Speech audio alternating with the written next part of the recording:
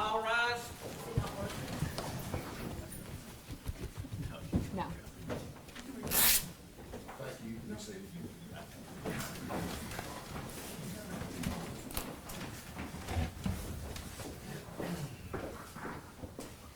One second, Judge. We're having a mic down. We didn't know until right when we were walking in. I don't know which one you go with this one, 'cause Was your battery dead on one? on this one. Just flip both. Unless you- Is that one? There's not enough room for my book. Oh, you need to look at It's a big book.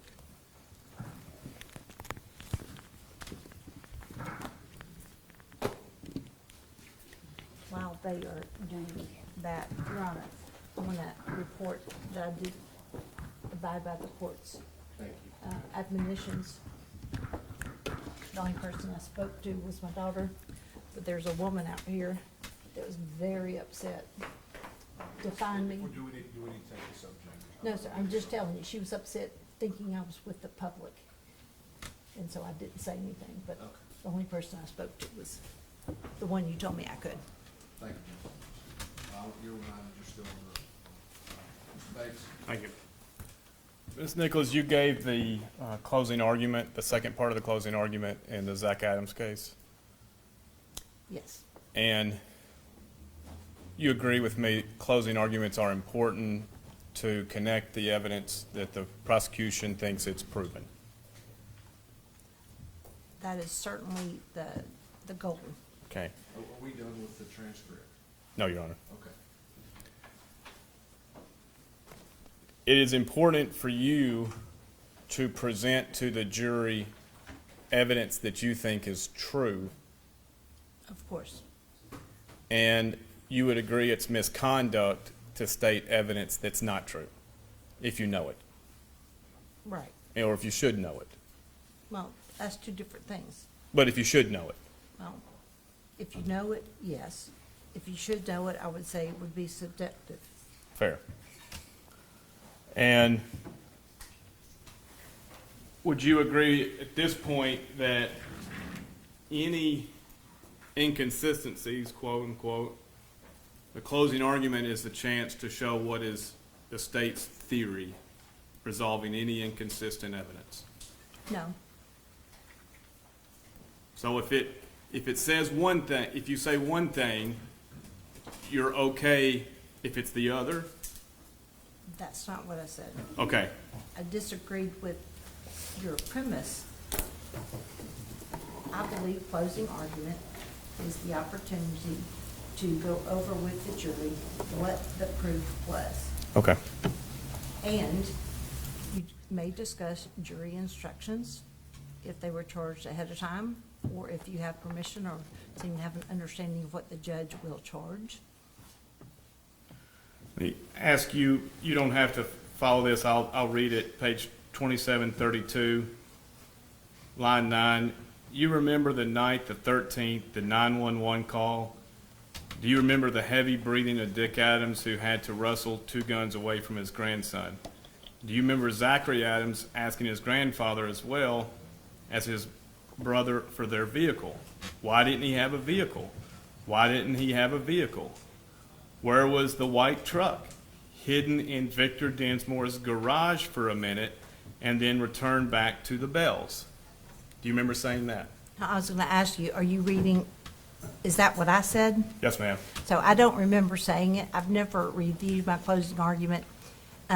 If that's what the court reporter took down, I have no reason to suspect that I didn't say that. And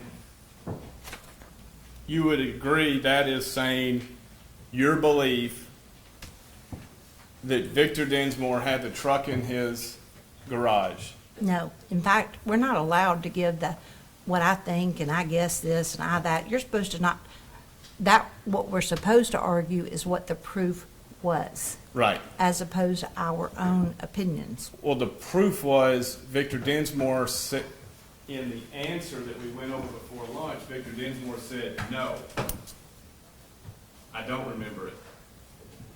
Then you clarified it, well, sometime or other, you said that you put the garage in and after the mattress trace after the abduction. We just went over that before lunch, Okay, right? wait, I'm waiting for the question. Where did you pull this out of to present to the jury?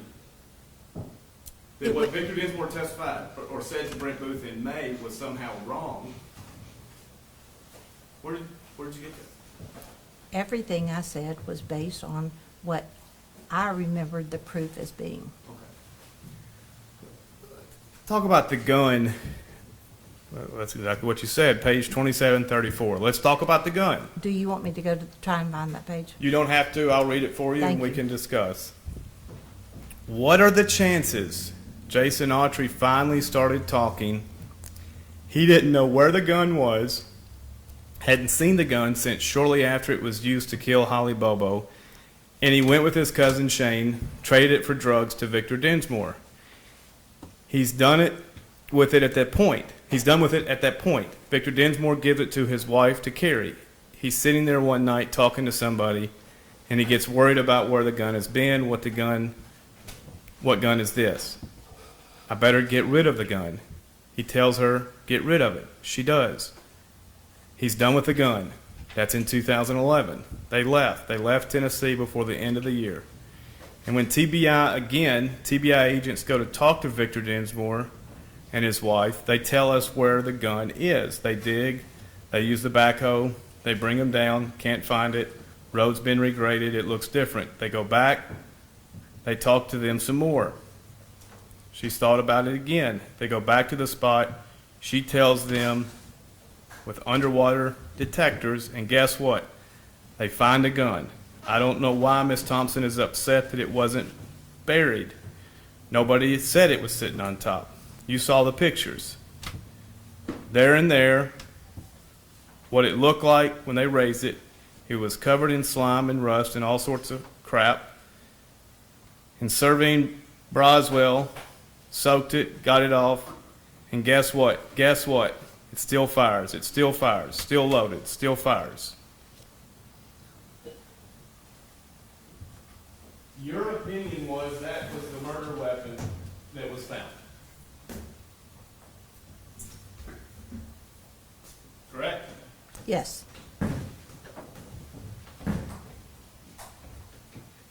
Do you remember the various statements regarding various weapons that were used, possibly used? No. You asked me earlier about a long gun or something. I don't remember. I'm going to hand you IR 1929 and a copy to the court.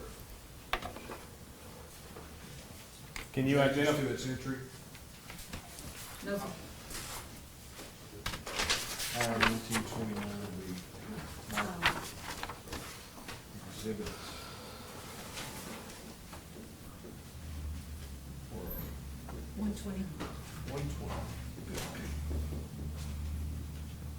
Go ahead, Mr. Bates.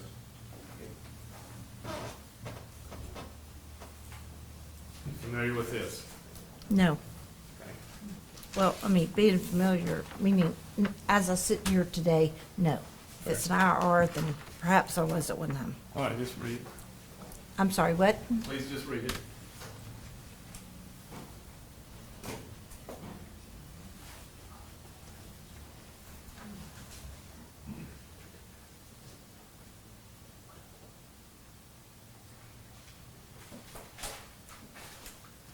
Okay. All right.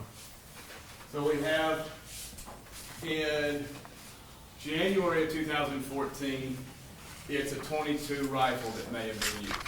You see that?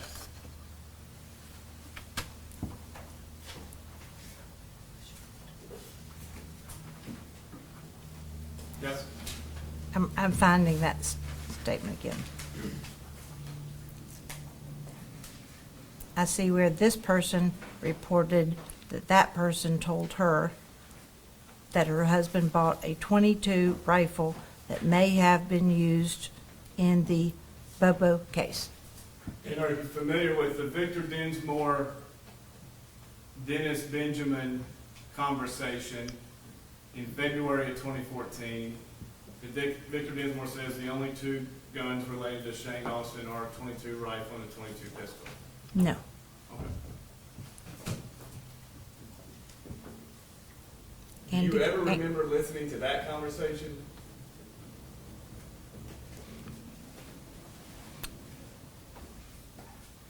Not as I sit here today. Not You sit- remember listening to the conversation where Victor Dinsmore was threatened by Dennis Benjamin in March of 2014? I do not remember. Okay. If Dennis Benjamin was threatening the death penalty on Victor Dinsmore, would that be important as a prosecutor relying on these witnesses? If a non-prosecutor was threatening someone else with the death penalty, Yes, ma'am. that's what your investigator did to one of the witnesses, threatened arrest and prosecution. Those people have no ability to make those decisions, so I'm not sure. I don't know the context, I don't remember what was said, so I don't remember being particularly struck by it. You don't remember if Dennis Benjamin, the man who got Dylan Adams' statement that you say I don't believe, told Victor Dinsmore, I've talked to the TBI, the FBI, the Bobo family, if you don't give us the body, you're blank. I do not remember. But remember, Mr. Bates, we didn't prepare a trial against Dylan Adams. Now, you remember you didn't take notes during Mr. Autry's proffer, correct? Correct. Do you remember what firearm Mr. Autry said he remembered seeing on Mr. Austin's holster?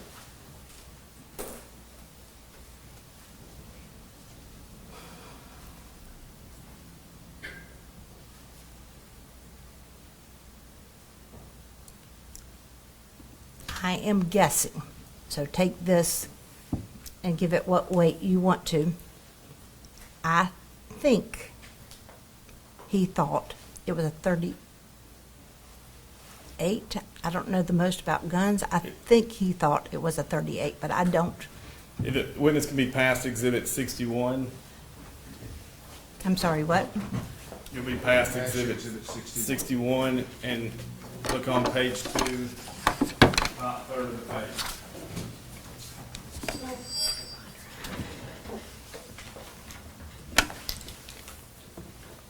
Thank you.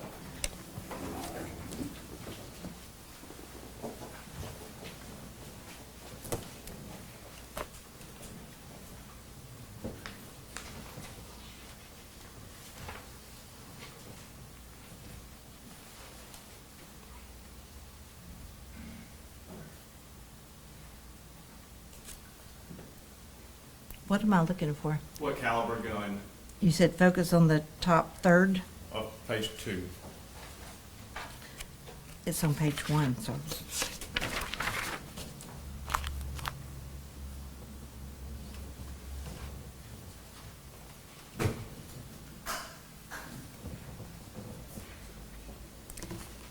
This says 357. Okay.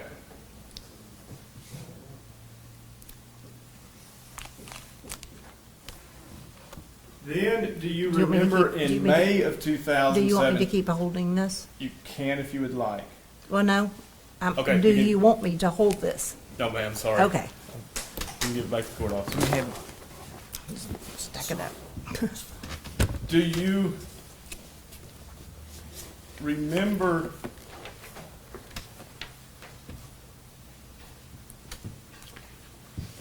on May 8, 2017, meeting with Mr.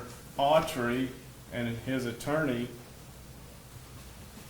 to further the narrative about this gun and its relation to Victor Dinsmore? I do not. I know that I met with Mr. Autry a handful of times. I'm never going to remember a date or most likely what was discussed. Which is sometimes why notes are helpful. Would you not agree? Well, it's certainly why these IRs are helpful.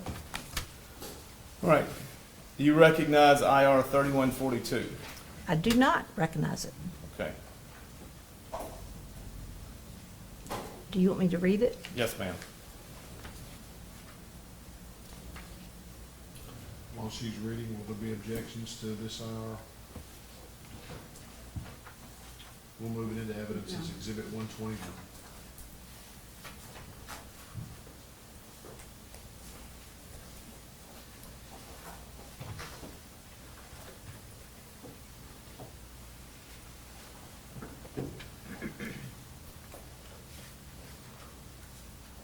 I've read it.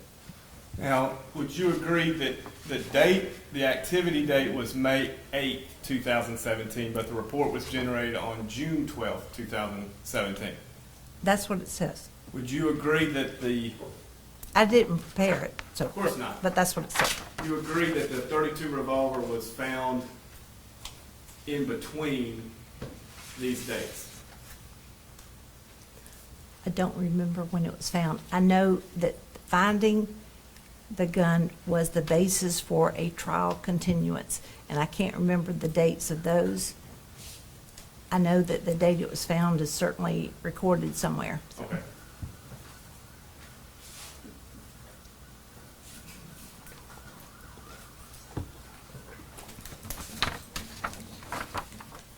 Would you agree with me during May, there's now this effort to go back and forth between Autry and Dinsmore, Autry and Dinsmore?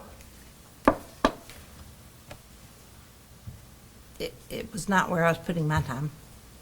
It's where Brent Booth was putting his time. Yes or no? I don't know.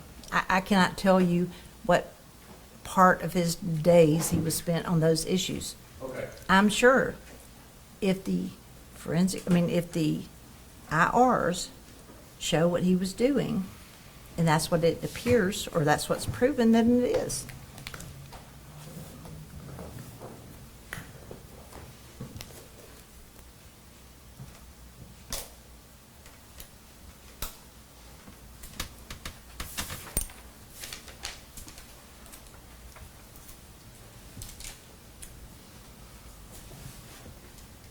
We're now going to play Exhibit 63.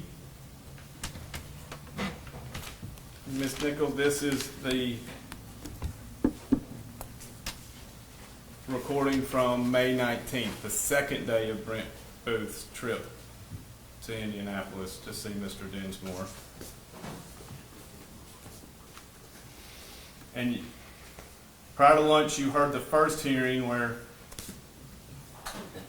Mr. Dinsmore is talking about the gun that he exchanged with Shane, correct? I heard the recording from the first day. Okay. And now let's go to the second day, starting at minute 5, second 40. And he said that he didn't get them off of him, but I could trust fronting them to him, but I didn't give them a penny later because he'd never do that. He buy it? He was Did he buy it directly from you? Yeah, if he had cash, but I wouldn't let him get him a run because he never paid. He was notorious for that. You talked about the gun. Do you remember them trading you a revolver or Shane and trading you a I revolver? remember Shane, I remember now that Shane traded me a black 38 revolver. All right. Just a regular revolver, but it was one you switched the cylinder, make 357. He came to me and wanted to get some pistols for it, and I said, I can't remember how many I gave him. I think I gave him some one time. The next time I got some, I paid him off for the pistol. But then we started talking, and we remember when Jamie Dardell moved in, was when Mom and Dad threw him out. She was carrying that, and she pulled out, he saw it, he asked where we got it. We said, where it came from. He knows we need to get rid of it. That's when I told her she went to the doctor in where was it, Kenzie? Yeah, I think. Huntington. She was going to the doctor in Huntington, so I told her to go. came back, and that's when she pulled off into the car that put it in the wall. So it's just gonna keep it and hide it somewhere at home, and I thought, no, I have not to do that, but you really. She was gonna take it out of that boat that had me, I put it in my property, to put the dirt, put the tank on it, and she was gonna dig it up and put it in there. I kinda wish she would've, now, 'cause it'd be definitely sitting right there still, so. So you pulled up on the road, And she, and right there in the water. and she laid it down, I know what she did, she laid it down, she didn't want her prints on it, now, her by talk, she laid it down in the water, and she took this brush and stuff over the top of it, so she's done. Why did Jackie Hill tell you need to get rid of it? There might be a lot, we don't know it. And you never loved it? I remember you said that, that me, that guarantee may have a body on it, Yeah. that came from Adrian. Because that train has hands on it. And I remember when I told you guys about the other gun was a junky little piece of shit 32, and I took it myself and threw that in my cousin's palm. Okay, because I was afraid he'd fire. It was falling apart. And I didn't want to keep the pills away. But once we got off the dump, I traded for them pills. I had her start carrying it because hell, I thought somebody was going to snatch her. All the little stuff was going on. I wanted her to be protected. And come to find out the son of bitches that was doing that did it was hanging out in the house. Ms. Nichols? Well, I'll never forget. So now we have a 38 revolver with an interchangeable 357, and Mr. Dinsmore admits that he threw a 32 away unrelated to the Bobo case, right? I was having trouble hearing some. I heard him talk about a 32, and I couldn't hear what he did with it. Okay, we'll play it again.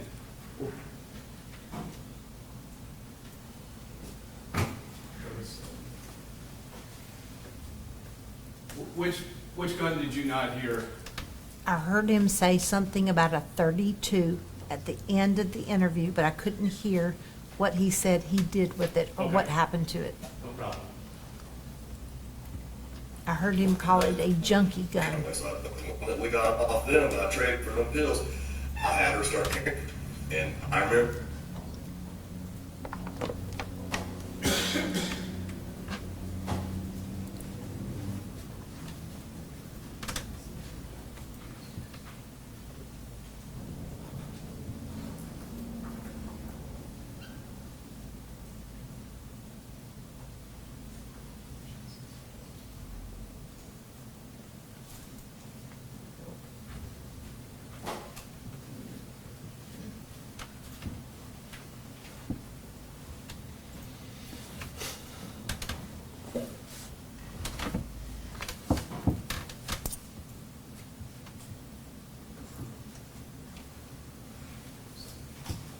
We're starting at 7:51. Still exhibit 63. Yes, Your Honor. Need to get rid of that gun, it may have a body on it, it came from Adrian. it could, because they train had his hands on it. And I remember when I told you guys about the other gun was a junky little piece of shit 32. I took it myself and threw that in my cousin's home. Okay, because I was afraid he'd fire. Junkie, piece of blank, 32. I took it and I threw it in my cousin's pond. Okay? You heard that? But I heard, if that's what it says, I'm not disputing it. it's breaking up. I heard he threw it. This time I caught that. So I want to just trust you, Mr. Bates. That's what it says. And do you know who the cousin was? No, Were you not aware that they I were don't know who the cousin was. the Bowens? I don't know who the cousin was. Fair. Okay, so now I've given you the life cycle of this gun. The .22 rifle, IR 1929, the Dennis Benjamin's .22, to a .357, to a .38 interchangeable barrel with a .357. Why did you refer to it as the murder weapon of a .32 revolver? When Mr. Dinsmore told you I had a junky piece of blank .32 that I threw in the water. It's in a pond. Did it ever dawn on you, I think that's the .32 he's talking about? No, Why not? because it's not what the proof was. What was the proof? That Mr. Autry's statement Excuse me, was- did you ask me a question or do you not want me to answer it? I want you to answer. Great. The proof was that he traded drugs for the gun He was nervous about the gun. He gave it to his wife. His wife, I think, was later told there could be a body on it, and she put it over here. And we went and looked for it, and that was the gun that was supposed to have been used. Does it concern you, prior to pulling the .32 revolver out, that every other statement before this, a murder weapon was something different than the .32 revolver? No, It doesn't give you pause. it did not give me cause. During the prosecution... Sir, I said no. My answer's not going to change. No matter how much you yell at me, or no matter how much you argue with me, I believe we found the murdered weapon.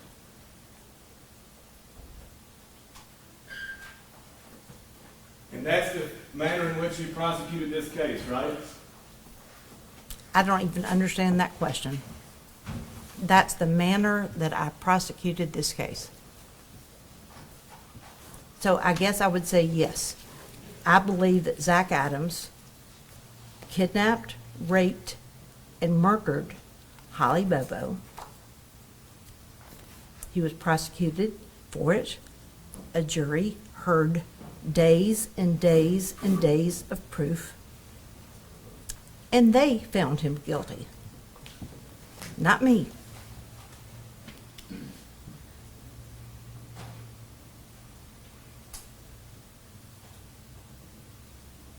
Your closing argument, page 2,733, line 21. Am I supposed to find that page? Or you I'll gonna read it for you.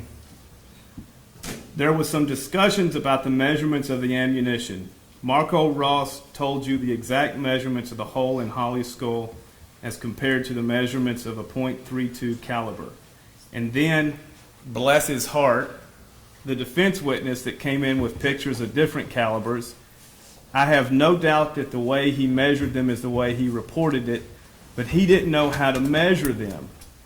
Didn't know that remove the projectile from the casing and then measurement. So the expert who testified about that gunshot wound to Holly's head said it matched my words perfectly, basically .32. And if you look at those measurements and you remember his testimony, it excluded a .38. Excluded it. Do you remember giving that part of your closing argument? I do not. All right. As I said, I don't remember my closing argument. I have never gone back and read it, and nor have I ever gone back and listened to it. You were the attorney in this case when the post-conviction filing brought this up. I was. Did it jog your memory to go back to the transcript and read it? Are you asking me whether I actually did read it and I'm not willing to admit it? No, Because I'm I told asking you what Mr. I Bates, Mr. Bates, I did not read it. Okay. But you were on notice this is an issue. Honestly, I don't remember what notice I had about various issues. There were several that stood out in my mind. And one of them was that you misstated No. the diameter of a .38. I was never worried about misstating it because you're incorrect. Okay. Well, what is the diameter of a .38? I am not, A 380 auto round. Mr. Bates, you are wasting your time if you start asking me about various diameters. No. Argue with Mr. Bates. I don't know. Okay. I don't know. I know what the expert said. I know what Marco Ross said Well, about the defect in her head, Right, her but skull. how many hundreds of thousands or millions of dollars did the state of Tennessee have at disposal in prosecuting Zach Adams? I have no idea. A lot. A lot of money. Yes? Is that a question if the state had that much money? Yes, it is. I mean, I don't know how much money they had to spend on it. All right. Did anybody say, hey, how about we buy a micrometer and measure what a 380 auto round is, like the one found next to Holly's remains? I don't know if anybody said that or not. Did anybody, including you, go to www.google and see what various sites said? I don't know what anybody did. Well, then how did you say .38 which is the exact caliber of the bullet found by Miss Holly's remains, was excluded. Okay.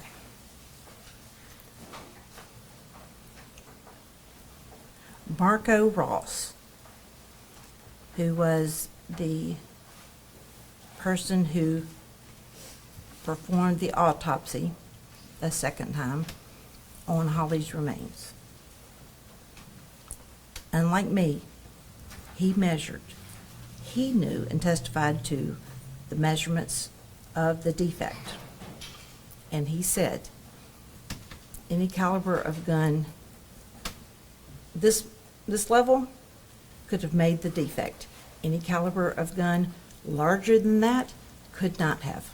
Are you familiar that a .380 round is not in size .38? No, I'm not. I said a minute ago, I am not a ballistics expert.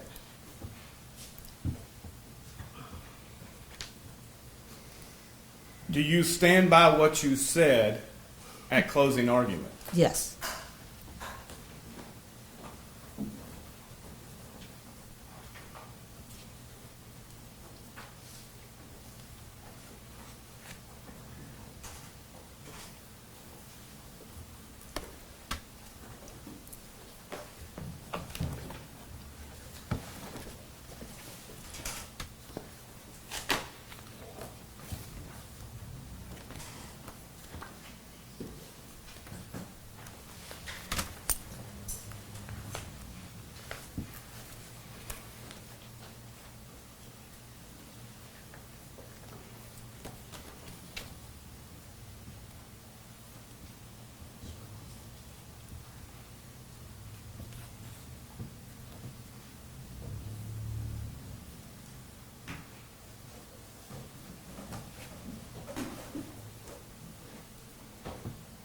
Were you in charge of the reward money getting to various witnesses? No. Did you have any part in that? No. Do you have any awareness of that? No.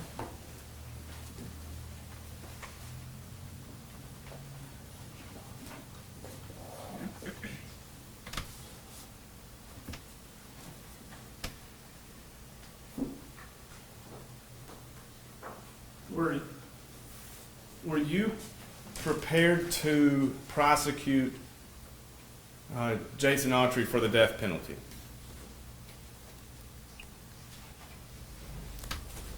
Well, you mean instead of Zach? Or like that day, or like how that? At any time were you prepared to prosecute Jason We were Autry prepared to go forward. and prosecute him for the death penalty? We were. Not, you don't prosecute someone for the death penalty.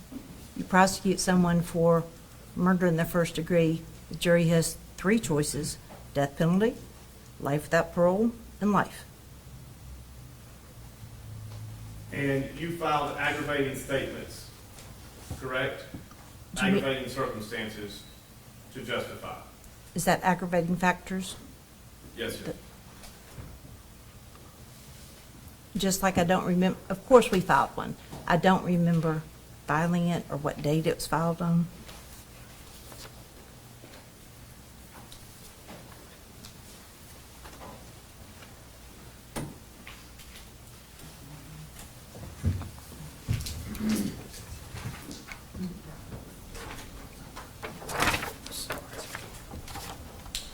This is already in the record, but we'll mark it as Exhibit 122.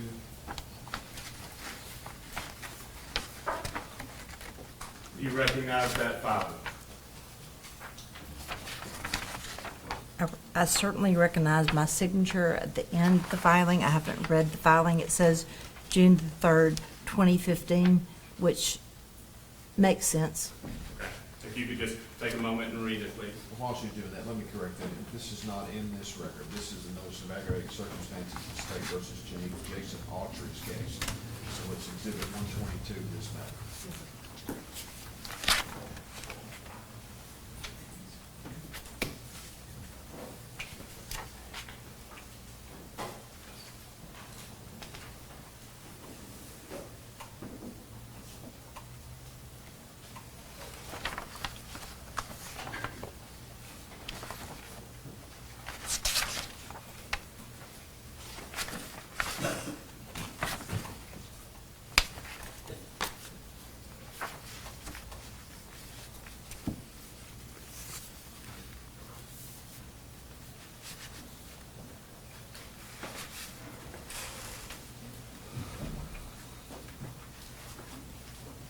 You read it? I have.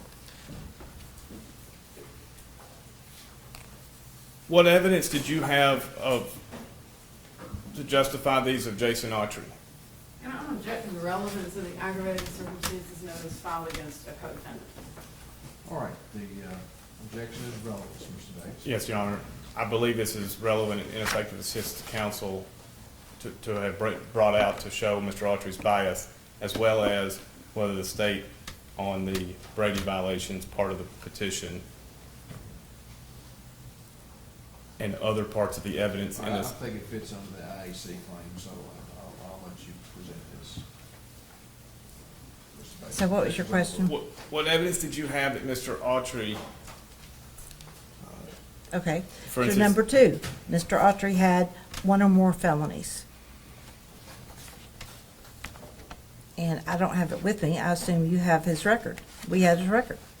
Number 5, the murder was especially heinous, atrocious, or cruel, and that involved torture or serious physical abuse beyond that necessary to produce death.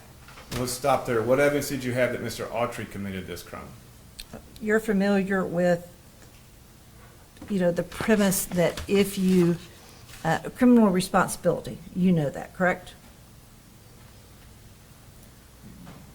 Just answer the question. Well, I am. criminal but- responsibility for one thing. So if he didn't do it himself, we had, Take out criminal responsibility. I know, because you asked me what I had. That's what I had. I'm not gonna take it out. So what evidence did you have that Mr. Autry was criminally responsible for somebody else's actions? Because they were together. Everybody said they were together. Their names were mentioned immediately. Their names were mentioned with all due respect to TBI. Because I have a great deal of respect for the officers who, in the end, worked this case. But they went in a direction and ignored what was right in front of their face. And if you go back and you had, you're asking me about Autry. The person I tried was Zach Adams. We had Zach Adams confessing in detail to several people, making short confessions to half a dozen others. We had a lot of proof. Jason Autry. You had statements that later. And I began this with they were together. Okay. Okay? Whoever ended up doing one thing or the other, they were criminally responsible for each other's actions. That's what the law says. That's not Jennifer Nichols. So fair to say you had no evidence, in your opinion, when you filed this, that Jason Autry is the one. I'm gonna object, that's not what she's saying. That is- I'll let him ask the question. She can clarify this. You have no evidence when you filed this in June 3rd, 2015, that Jason Autry was the one who raped Miss Bobo, who murdered Miss Bobo. No, I'm not ever going to agree with that. Okay, then tell me what evidence Okay. it was. You know what? We have a fundamental problem because there are 250,000 pages. I can assure you that you asked me earlier about the process we followed, we had to present to the DA what we had for every single aggravator that we were using. We just did. You didn't just go in there and check one, okay? I don't remember the dates that we found out everything, but, excuse me. Go ahead. Thank you. But we knew Holly had been kidnapped, hit right outside her back door. Her blood was spattered. We knew they got her out of there. We knew that they traveled up and down. We knew where they went. She was killed. Her remains have been found. She has unfortunately, a bullet to the back of her head. Even though we didn't believe everything that Dylan said, we had Dylan admitting that they raped her. And we did believe that. We thought he minimized his responsibility, that nobody can make you rape somebody. But I mean, we had a lot of proof. So I will say this, Autry's case was probably the weakest of the three, because he didn't talk. You know, at the time, he wasn't telling people different things. So you did believe Dylan's video until you didn't? Not what it said. Well, you said Dylan's statement said this, but we didn't believe it. Right. So You didn't ask me what parts. you think part of Dylan's statement was true? Yes. Well, earlier this morning, you didn't say you said I didn't believe it. Well, you didn't ask me to clarify. I I'm trying to, asked nope. I asked you the video, did you watch the video? Yes, and I didn't believe it. Do you acknowledge that was your testimony this morning? Yeah. Okay. You didn't say there were some things I didn't believe. You said I didn't believe the entire, you didn't believe the video. I'm not going to play semantics. I said what I said. You think I'm playing semantics? I do. Okay. I do.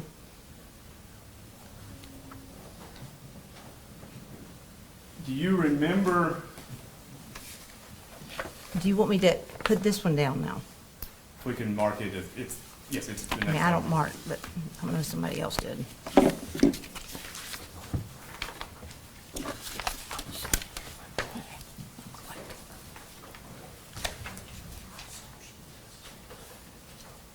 File 3142, is it 121?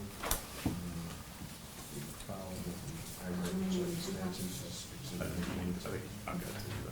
Thank you. Fair enough. One for the witness, one for the court.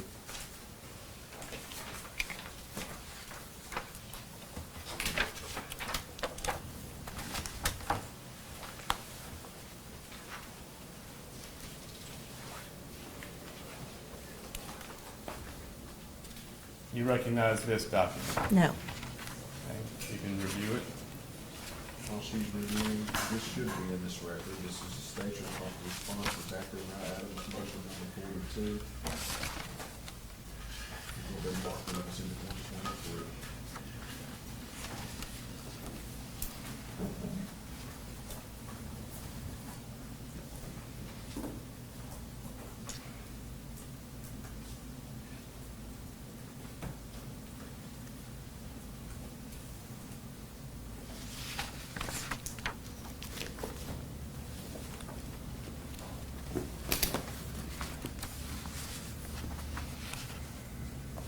Does this appear to you to be a motion that, a responsive pleading that the state filed in this case?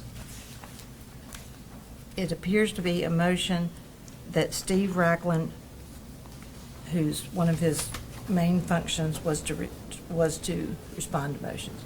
And paragraph 5 states, And that is his signature. paragraph 5, the state is now unaware of any evidence which tends to exculpate Zachary Adams of the crimes charged against him. That was the state's position as of November 8th, 2016. Is that correct? Well, that's what's filed. Well, is that your memory as well? That in November of 2016, the state was unaware of any evidence which exculpated Zachary Adams. I don't know of any today. Okay. Still.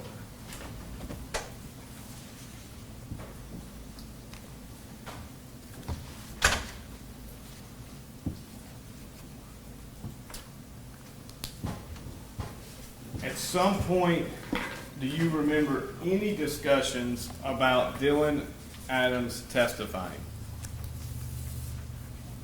in the state of Tennessee?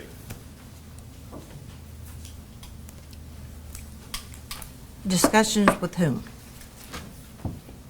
We'll start with Mr. Maddox or Mr. Bruno. Yes. When were they ongoing? No.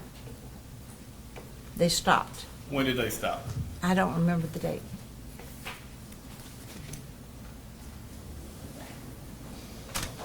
Was it before or after Mr. Autry provided his proffer? Before. How soon after that? I don't remember. It probably was a good while because, and the discussions did not go very far. with Dylan's attorneys. Correct? Then you had discussions with Mr. Autry's attorney. I did not have discussions with them. We put it out to all that we would talk to any of the three of them that were interested. Two were interested, two defendants. Mr. Zach Adams' attorney was never interested.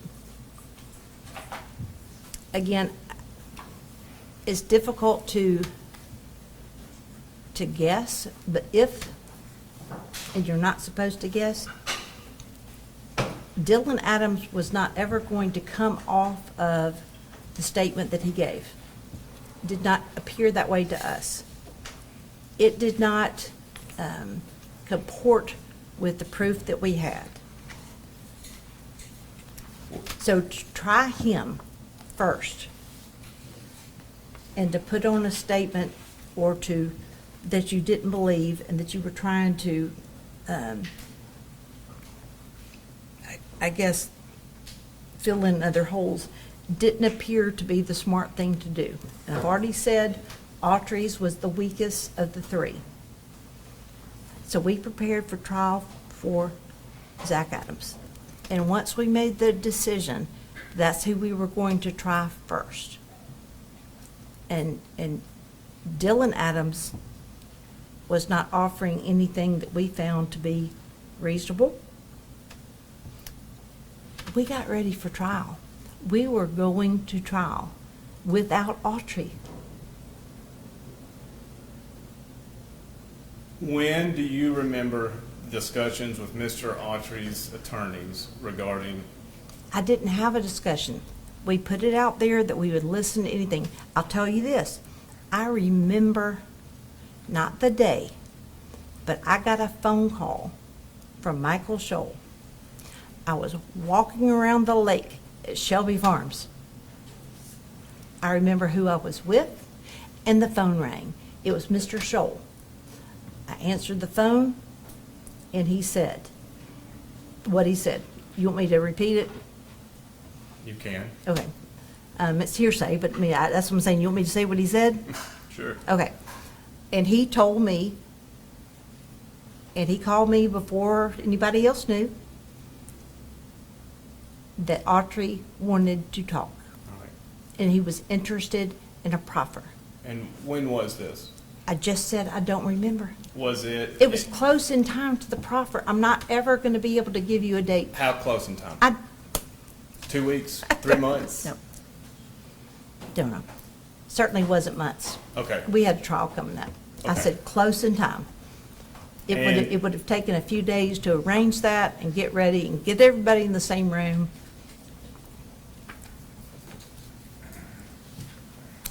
And do you remember Mr. Autry's motion to continue that he filed and was set for hearing? No. Okay.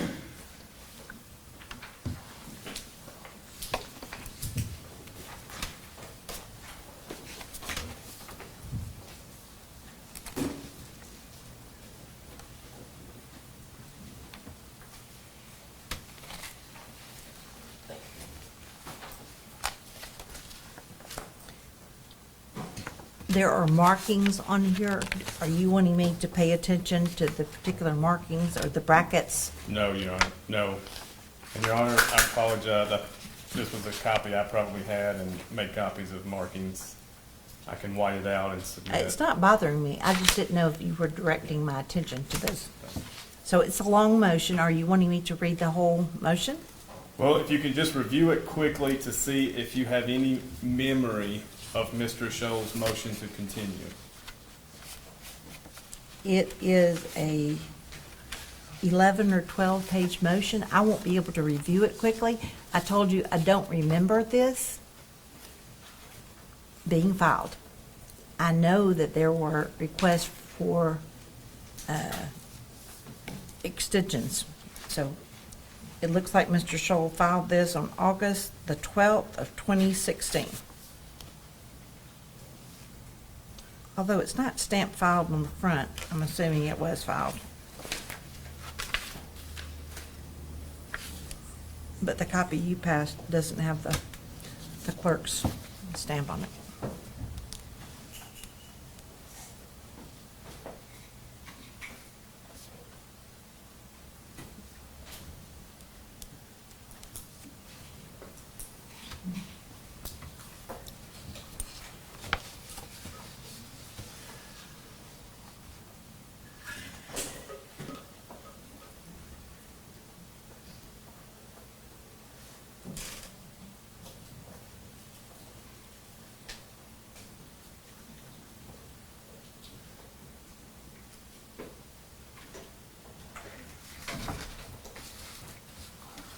You're familiar with Mr. Scholl. Yes, He's a, very. you consider him a friend. I've never socialized with him, never gone to dinner with him, never been to his house. He's never been to mine. Would you consider him a friend? That's a stretch. I consider him to be somebody I respect as an attorney. He was known for being a very good attorney. He's beat me before. I beat him before. He was known to be ethical. Judges frequently ask him to accept difficult cases in both federal and state court. So when he writes on page 3,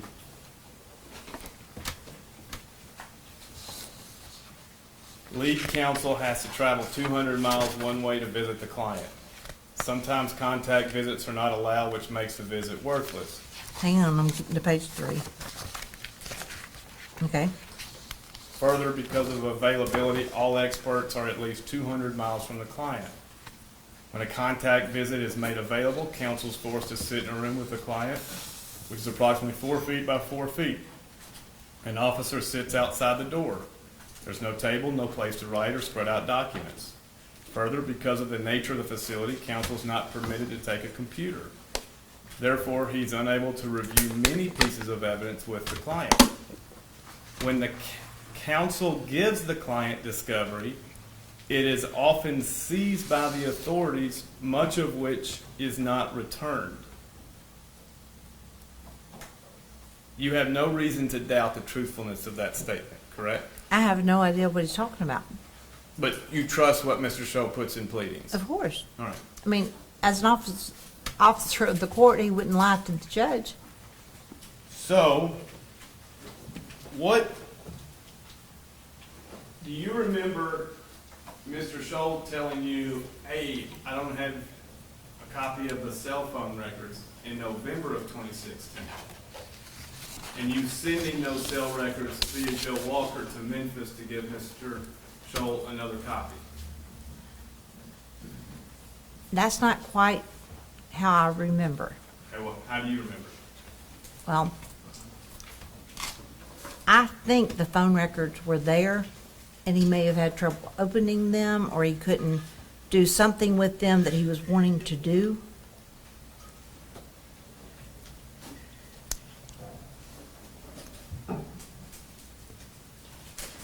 I do remember there being phone records delivered. I couldn't tell you when. I certainly didn't remember that it was, or who delivered them.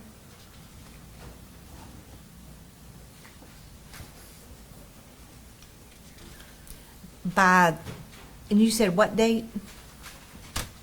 November 2016. A couple of weeks before the proffer, a month and a half. That was after Mr. Hagerman had gotten on the case. And we pretty quickly had divvied up work. I was not going to be the phone person. So I would defer to Mr. Hagerman. Yeah, Mis- I mean, that was his Okay. area. There was too much for one person to do. No reason then why the TBI said it was authorized by you. Everything in the case would have been authorized by me.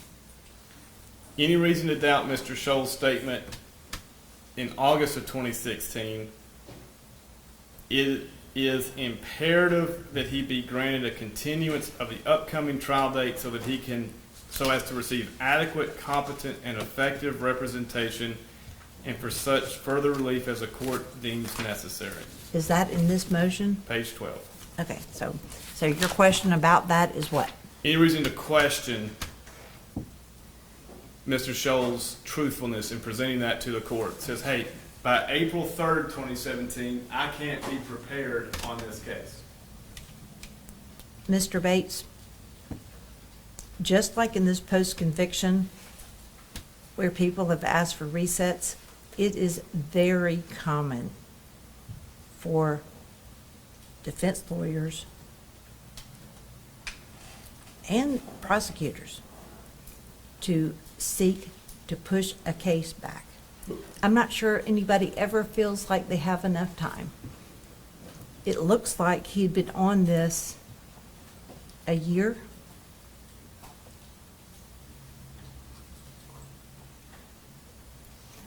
Whereas for the Karen and Clint and Dana Bobo, this case had been pending for years. It was the center, but for somebody like Mr. Scholl, a year is not that long for him to get up to speed. Any reason to doubt it? First paragraph, the necessary investigation, motion filing, discovery, and defense scientific testing analysis cannot be accomplished without additional time. Counsel cannot provide competent and effective representation by April 3rd, 2017. But you are repeatedly asking me if I believe Mr. Scholl. Ask Mr. Scholl if he was telling the truth. This motion, he wasn't asking me for a reset.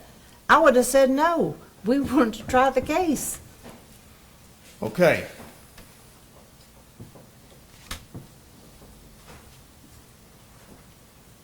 The TBI team at the time of trial, I think I'm correct, the main players were Brent Booth, Joe Walker, Kathy Ferguson.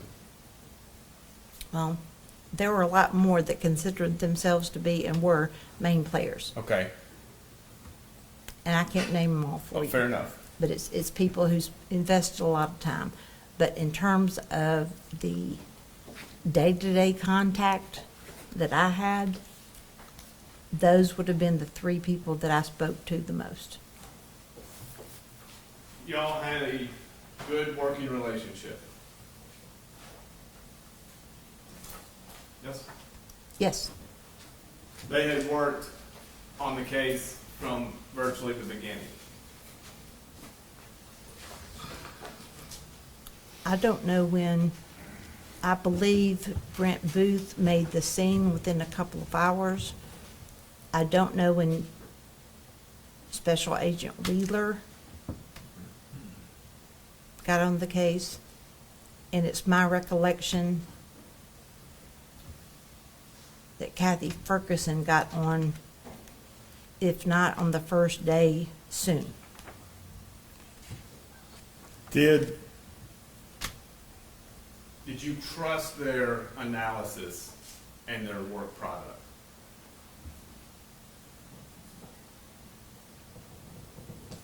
I don't really remember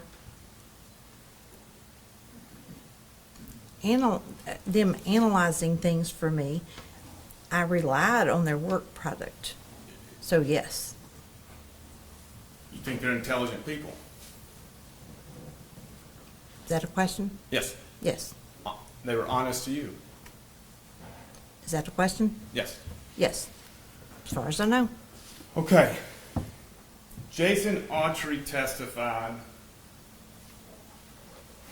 on page 1265. Are you done with this motion? Yes, Your Honor, if I move You it, want to move it in? yes, Your Honor. Objections from the state? No, we don't know if it's been filed, but I guess the record will speak for itself. Well, this was no, this is actually in Mr. Autry's case. So we'll Right. go forward. Right. There's no set file, and I can't tell what it probably was filed, I just can't give the court. It's marked as Exhibit 5 to some other pleading.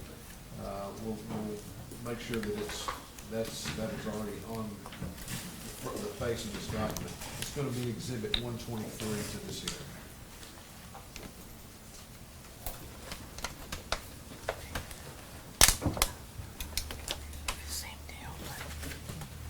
And it is the motion to continue the trial set April the 3rd, 2017, in the state of Tennessee versus Jason Autry. Go ahead, Mr. Bates. Page. I'll start at 1264. Read slow if you're gonna read to me. I'll read it to you. Okay, And Mr. Autry's on the stand. okay. Line 15, page 1264. You made a statement, looks like we got away with this shit. Answer, that's correct. May I ask you, is this my questions or is it Ms. Thompson's questions? Just so I can, Your questions. okay. And it, yes. You asked, what did he say? The court, I believe this was the end of the offer of proof. The court said, all right, ladies and gentlemen, as I told you the other day, this is not being offered for the truth, what he said. It's offered as follow-up response.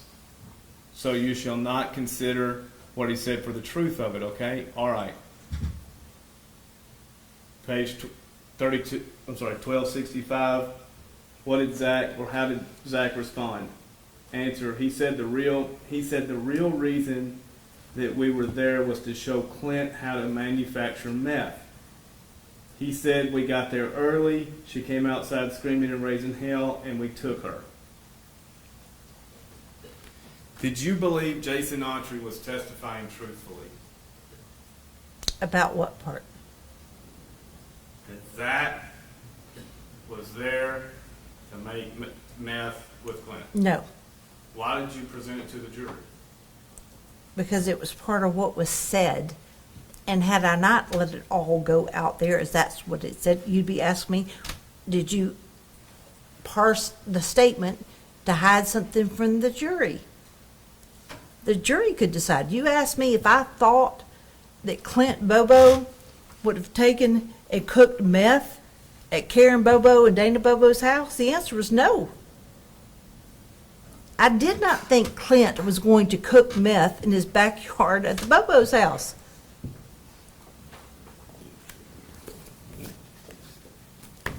But you submitted it to the jury. It wasn't my statement, Mr. Bates. Yes,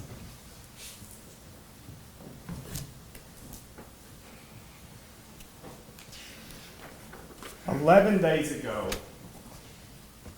who's the first person you phoned on 11 days ago? don't know. You don't recall? No, How many people did you call 11 don't days know. ago? How many people did you text 11 days ago? Don't know.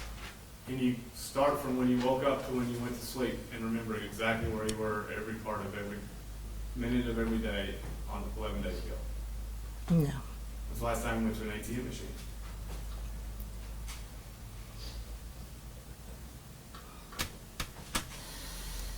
I went last week. You know the date? I can figure it out by looking at my bank records.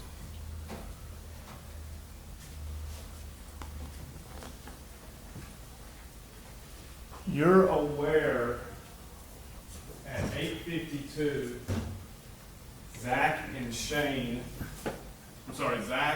Jason had a phone call, correct? Without looking at the records, I would not be able to tell you the times. What I remember is that they were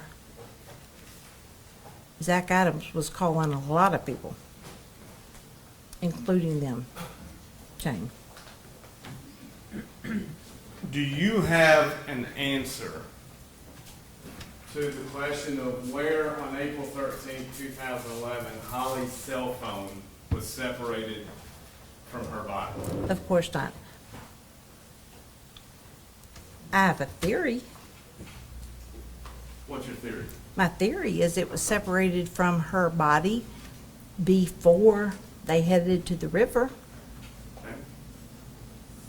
You told the My jury. that's based on where the phone was found and where the SIM card was found, and the fact that they stopped, they being the gurus that track phones, quit picking up anything.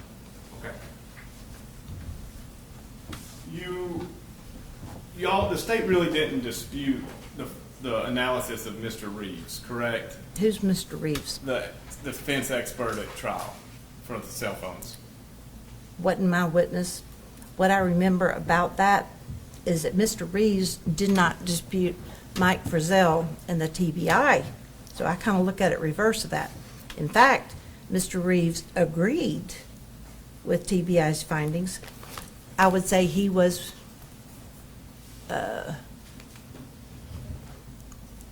he may have, I don't even want to use the word tweak, because that makes it sound like he changed, and he didn't. But he did not agree with the main points that Mr. Hackerman was trying to make with the phone records.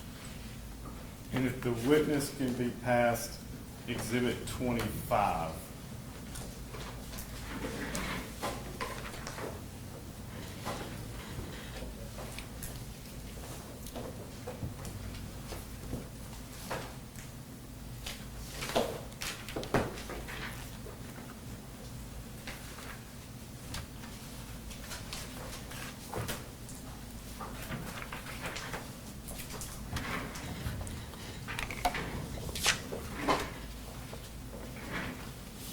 All right, technical analysis and report, Jonathan D. Reeves. If you can go to what's the 7th page.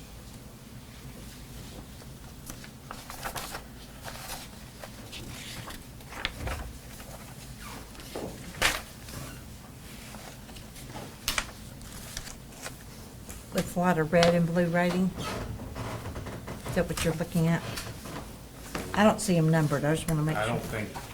Is it this page? I may approach you on it. You may, let's clarify which page you're looking at. I tried to count.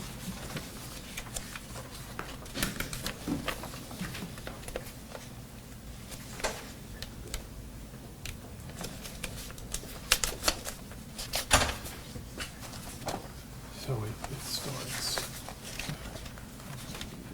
Keep coming. One more. Further, like Well, eight. tell you what. You just hand them to me, I'll get to you. It's not the 7th.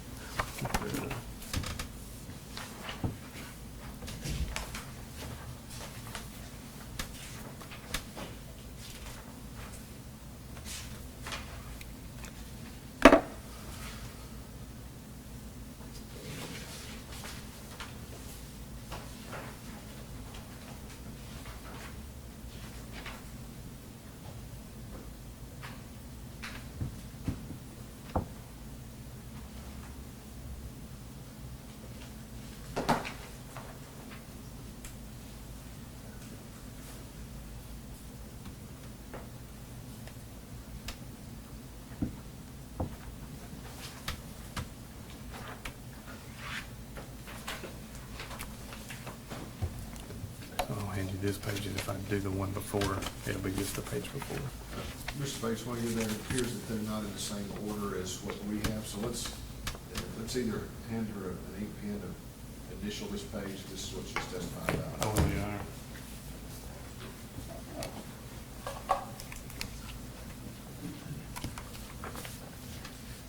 Clarify, And sir, you just want me to initial it? and just top right corner, initial it, please, since you're testifying about this page.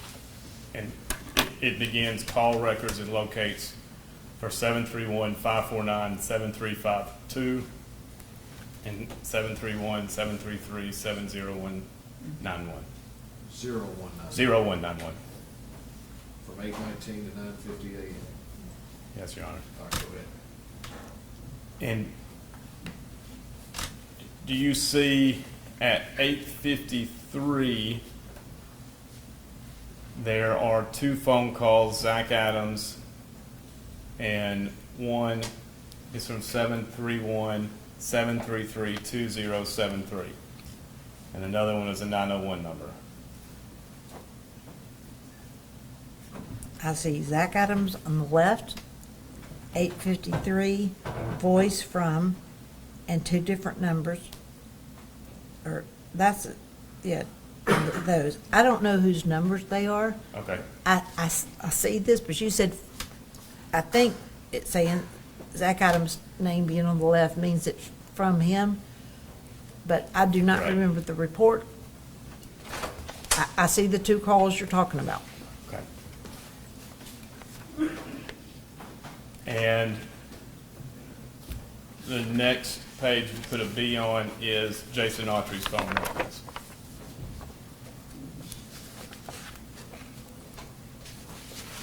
So you went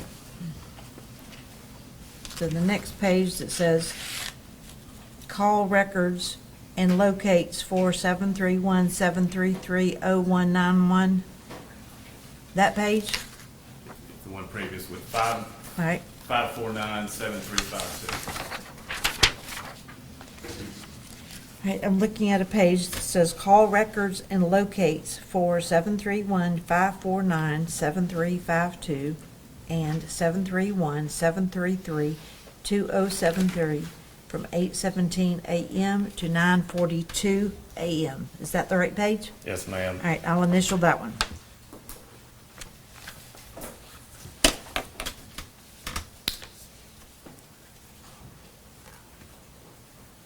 And you see at 8:53, Jason Autry voice from 733-0191. J. Autry, 8:53 a.m. voice from 1731173-30191. Correct. I see that. All right. So you agree it shows the 8:52, 8:53 phone call between these 2 people? Well, I didn't go back and compare. Okay, you can if you Yeah, want. no, it's okay. I Okay. mean, the record is what it is. Now, Do you want me to, am I gonna look at something else on here? you can put it back in the binder, or you can keep it just in case. Okay. That's okay. And you agree that Zach Adams is at 31523 and 31522, these 2 cell towers. I cannot agree with you because I don't know. Okay. You agree the proof showed they were pinging off these 2 towers?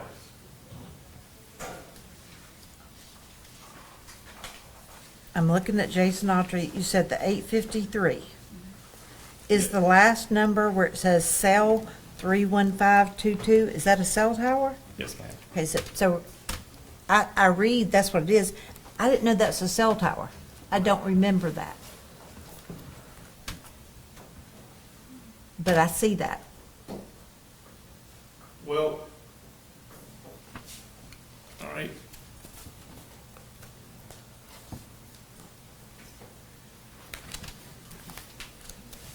Do you remember the transcript that Autry talks with Zach and then comes to Shane's house?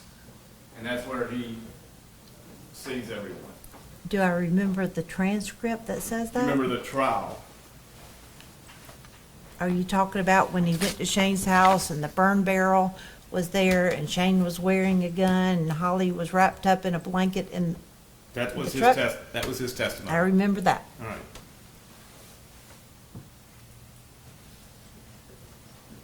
Page 1200.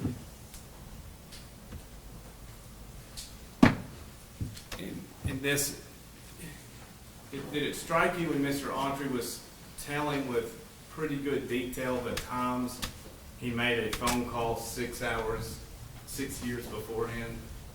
How odd that was? No.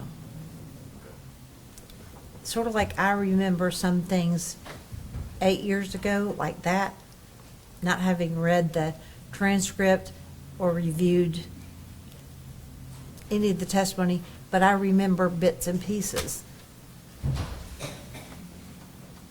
And I remember phone calls in my life that were really important from a long time ago.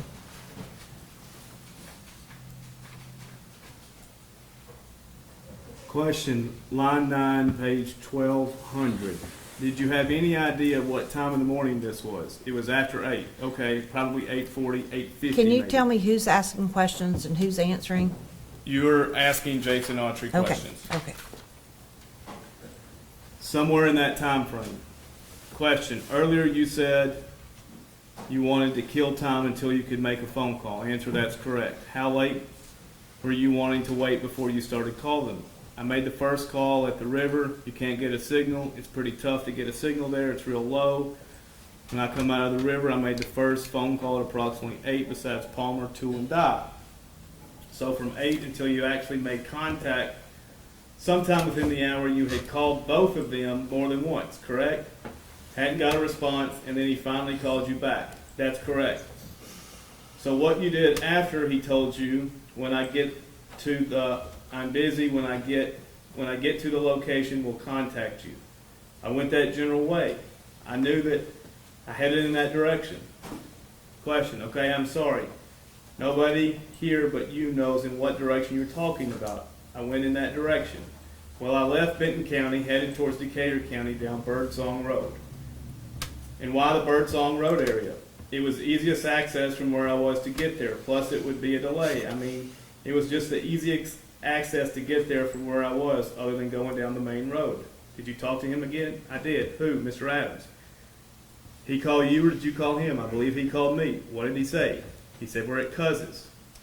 What did that mean? That means that we're at 30 Yellow Springs Road, Shane Austin's house. Your cousin, he called him Cuz too. But that's your cousin? Correct. So did you get there? I did. How far away were you? How long did it take you to get there? Probably 20 to 30 minutes.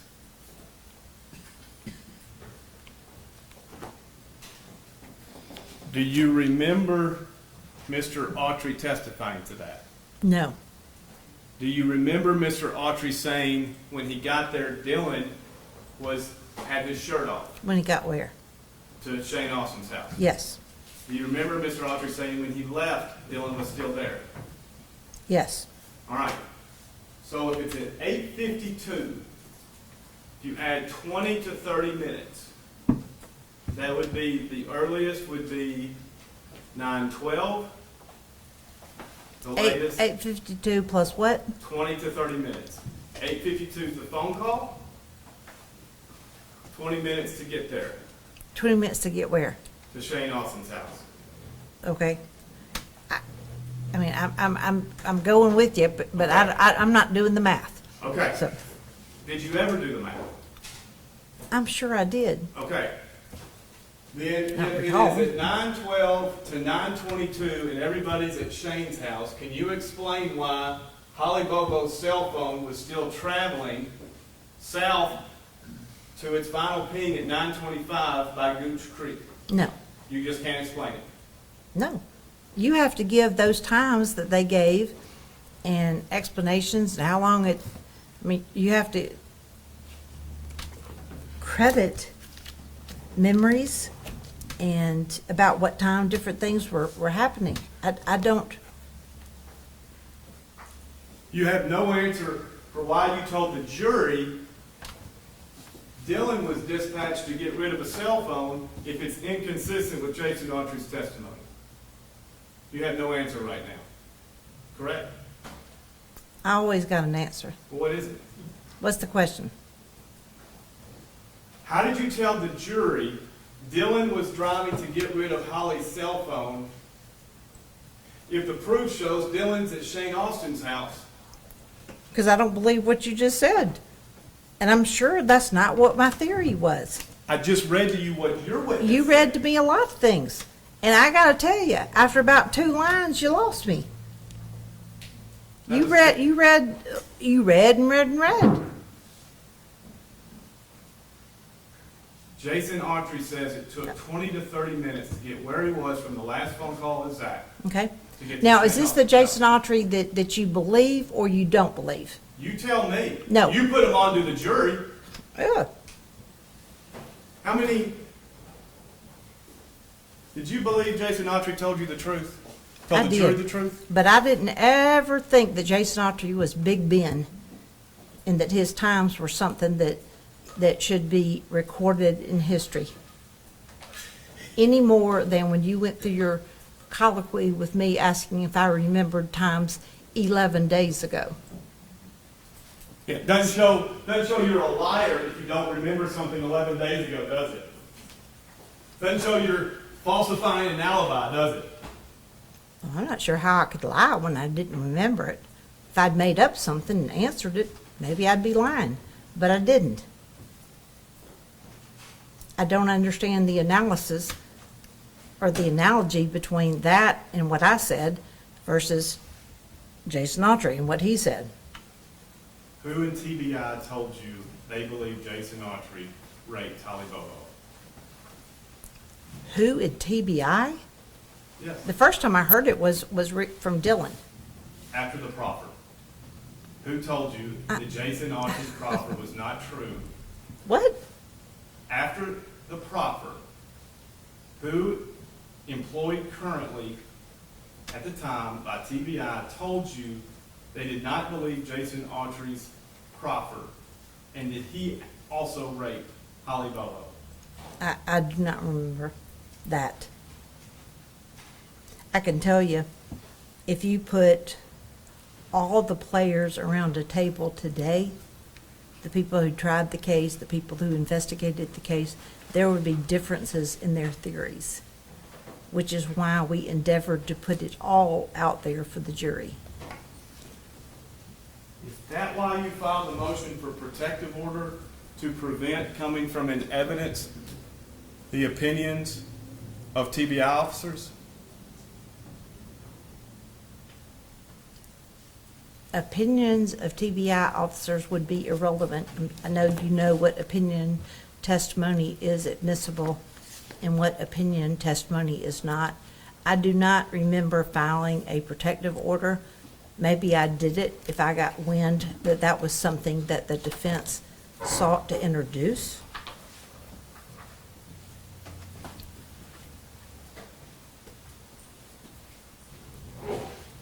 But I know you know the rules of evidence. Don't give me too much credit, Ms. Nichols. Well,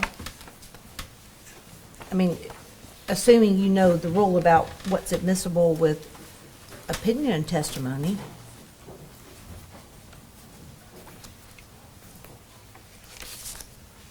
Is this a motion you filed? I got 2. Are they the same? Is it 2 copies of the? Hopefully we're the same.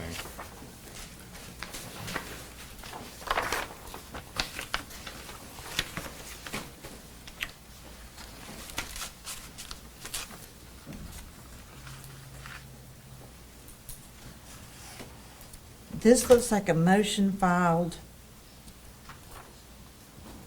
on June the 3rd, 2015, and served on Mr. Herbison, who I think we have established represented Mr. Autry.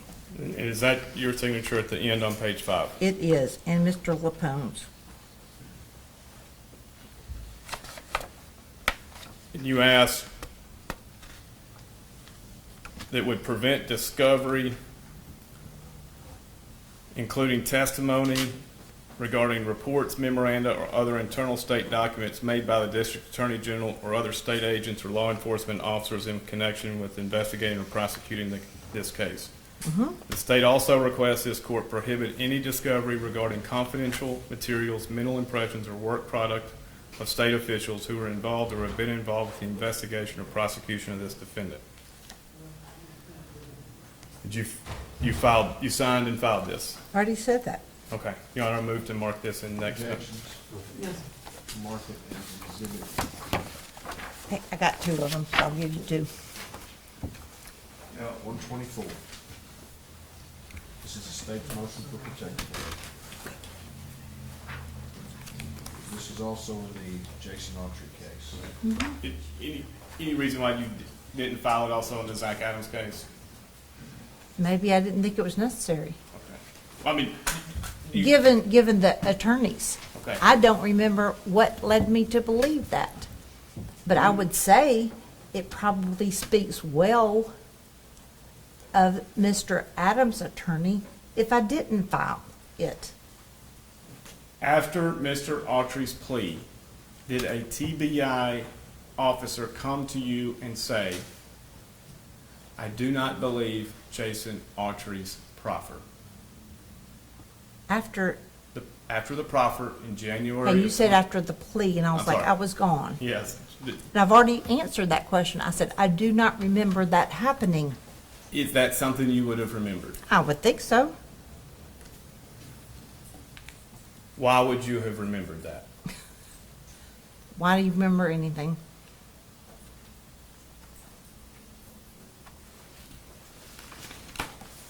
You agree that reconstructing April 13th, 2011 is important to determine if a crime took place? No, because a crime took place. You don't need to reconstruct April the 13th, 2011 to determine if a crime took place. Absolutely not. Did you do that to the jury in closing argument? Do what? Reconstruct April 13th? I may have, I don't remember. Okay. And But what that wasn't your question. You asked me whether I thought it was. as your role of lead prosecutor against Zach Adams, Okay. do you think it's important to reconstruct what happened, how it happened, and where cell phone information puts various people that day, To accomplish what? to determine what happened to Holly? Okay, that's a different question than you asked a minute ago. So if we start with, a crime was committed against Holly, Yes. if we're able to agree there, then of course it's important to try and recreate what happened to Holly. Do you acknowledge the proof or the evidence in discovery put the defendants in different cell towers between 8:26 and 8:56 a.m. April 13th, 2011? I cannot agree with you because I do not remember. Okay. Do you agree that that Zach, Shane, and Dylan were in Parsons that morning on April 13th, 2011?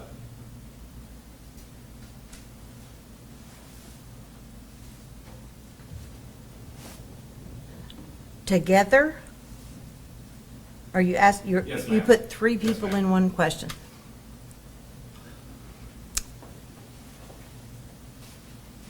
I remember the evidence, are you talking about that morning, anytime that morning? Anytime that morning. Okay. And what's morning? What's the cutoff? You remember at 11:16 a.m., Zach's cell phone was pinging on tower 12572, the south tower of Parsons. I do not remember that his phone was pinging on a particular tower. I remember that his phone showed him to be in Parsons. Same with Shane from 11:15 to 11:52. I don't remember the times. I remember, or the cell tower, but I remember that sometime around that time that their phone showed they were in Parsons. Okay. And you didn't dispute their phones were with them that morning? I don't believe I did. Okay. But remember, Mr. Bates, I wasn't the phone person. Right. I didn't put on phone evidence. Now, let's comment on that a little bit. Okay. When you're the lawyer, you have to have experts, you rely on the experts to form the evidence to present to the trier of fact, right? When what? When you're the lawyer? Right. Of course. Okay. Now, when do you understand the idea of starting when these three are in Parsons and working back makes Autry's alleged route very relevant? I don't know what you're looking at. You're using your hands again and I can't see. I found all of their phones and where they moved to be relevant. Not just Autry's, not just Zach Adams, not just Dylan Adams, not just Shane Austin. I found all of their phone evidence to be, or their phone locations to be important. So if Zach is at Tower 31523 at 1049, having come back from the river with Mr. Autry, and he's in Parsons at 11:15 a.m. through afternoon, where and when, when was this white truck put at Mr. Dinsmore's garage? I don't know. You presented it to the jury. I may have, and I'm telling you, I sit here today, I don't know. I don't know how many more times I can say, I don't remember. I didn't present phone proof. And Mr. Bates, I wouldn't lie to a jury.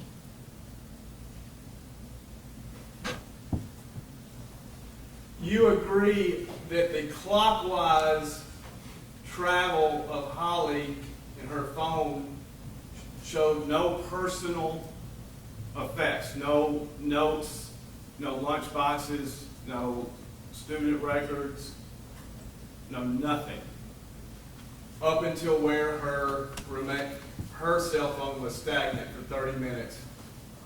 You would agree with that? Do not remember. So All right. I cannot agree.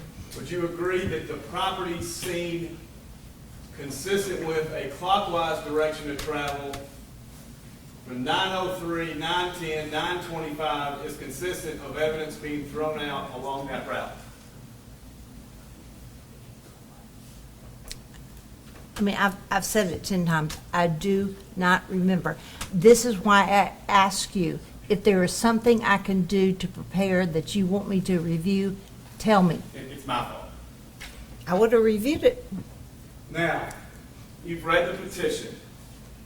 As the lawyer, you read this petition. Yes? Have you filed an amended one since I left? The ones when you were still the attorney. I did read the ones when you were still an attorney. I don't know if that's what we're going on because you haven't asked me anything about Jennifer Thompson. I thought we were here about her representation. Now, at what point did you realize there was an ATM device held in Alabama that you felt necessary to go and obtain? Okay? At what point? Yes, ma'am.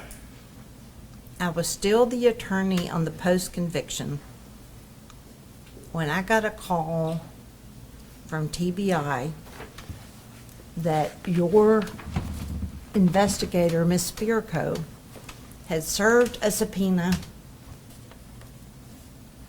to some bank personnel seeking this device.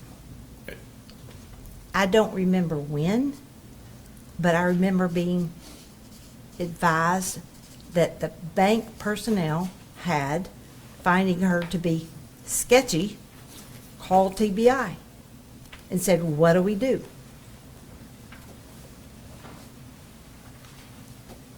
Did I discuss with you prior to issuing the subpoena whether you had any objection to issuing a subpoena for a DVD from that very bank? I don't remember. If you say we did, we did. Okay. it was different. Her subpoena wanted the device, not, and so that's two different things. I remember discussing with you the, like, potential footage versus a machine. A DVD was the first thing. You remember that? I don't know if we discussed a DVD in particular. I remember you wanting to get, like, the camera footage. That's what I remember. And Don't then- remember a DVD. And you would agree, well, first of all, at that time, well, now, let's hit a pause. It's May 2024. Well, I hadn't confirmed that, I don't remember the date Okay. or the time.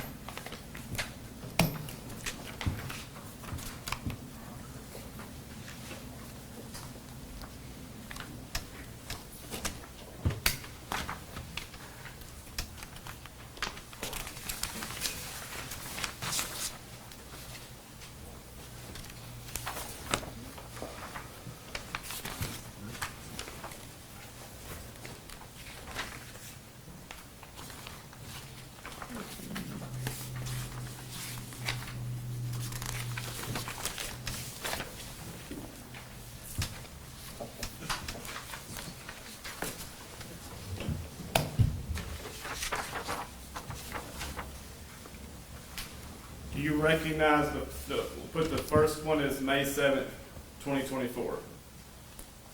I'm sorry, to recognize, I've never seen this as far as I know, but, so what do you want me to look at?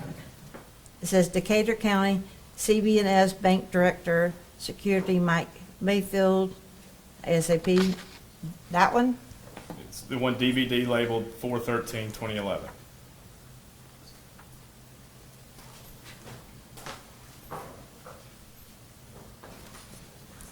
I don't see anything about a DVD. It said It might be record. the second page, ma'am. I don't have a second page, sir. That would explain it. Yeah. See what you're looking at, please. Yeah. She has a different page than was handed to me, so maybe there weren't two copies. I Maybe see. both of these are supposed to go to the witness. Let's do that. You just keep what you got right now. Okay. So the witness has two documents. And I'll get the court, hopefully I've got.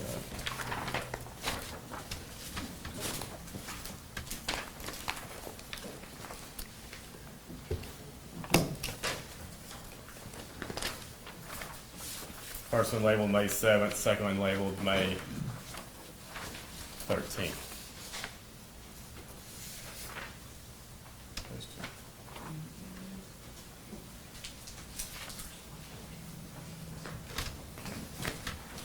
These are both TBI subpoenas for identification at this stage.